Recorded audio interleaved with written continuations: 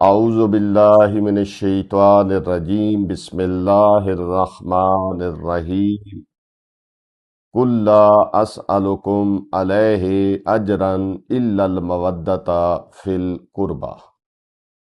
دو سفر تاریخ اسلام کے اس عظیم مجاہد کی شہادت کا دن ہے جس نے کربلا کے بعد بنی امیہ کے محلوں میں زلزلہ برپا کر دیا۔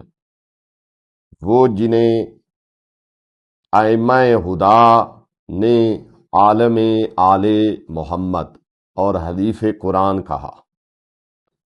کون؟ زیدی سادات کے جد اعلیٰ حضرت زید بن علی بن الحسین۔ ناظرین کرام، جناب زید حضرت امام زین العابدین علیہ السلام کے فرزند ارجمند اور امام محمد باقر علیہ السلام کے بھائی ہیں۔ آپ کی راتیں سجدوں میں اور دن قرآن کی تلاوت میں گزرتے تھے۔ آپ کا علمی مقام یہ تھا کہ فقہ جعفریہ کے ساتھ ساتھ عالم اسلام کا ایک بہت بڑا طبقہ آپ کو اپنا پیشوا مانتا ہے، جسے زیدیہ کہا جاتا ہے۔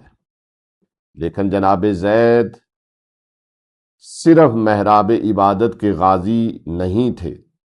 جب انہوں نے دیکھا کہ بنی امیہ کا خلیفہ ہشام بن عبد الملک اعلانیہ طور پر احکام الہی کا مذاق اڑا رہا تھا، رسول اللہ صلی اللہ علیہ وآلہ وسلم کی آل کی توہین کر رہا ہے اور امت مسلمہ پر ظلم کے پہاڑ توڑ رہا ہے، تو آپ علیہ السلام کی غیرت حسینی جوش میں آ گئی۔ آپ نے فرمایا، خدا کی قسم مجھے موت کا کوئی خوف نہیں، لیکن میں آل محمد کی توہین پر خاموش نہیں رہ سکتا۔ کیسے موت کا خوف ہو؟ یہ اس کا پوتا ہے جس نے کہا تھا کہ علی کو فرق نہیں پڑتا، علی موت پہ جائے یا موت علی پہ آئے۔ تو کیسے یہ موت سے ڈرتے؟ امام جعفر صادق علیہ السلام اپنے چچا سے بے پناہ محبت کرتے تھے۔ روایات میں ملتا ہے کہ جب جناب زید نے مدینہ سے رخصت ہونے کا ارادہ کیا تو امام صادق علیہ الصلاۃ والسلام نے آپ کی نصرت کی تائید فرمائی۔ جناب زید کا قیام اقتدار کے لیے نہیں تھا، بلکہ ان کا نعرہ تھا الرضاء من آل محمد، یعنی آل محمد میں سے جو سب سے بہترین ہے، حق اس کا ہے۔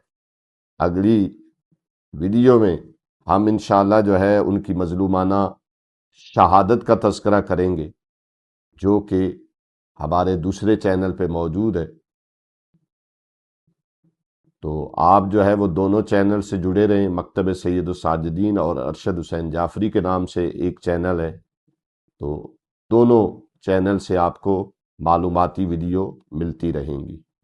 خداوند عالم آپ کی توفیقات خیر میں اضافہ فرمائے۔ وآخر دعوانا ان الحمدللہ رب العالمین۔ ہماری گزارش ہے کہ ہمارے فیس بک، یوٹیوب اور انسٹاگرام کے تمام پیجز کو لائک کریں، شیئر کریں اور سبسکرائب کریں۔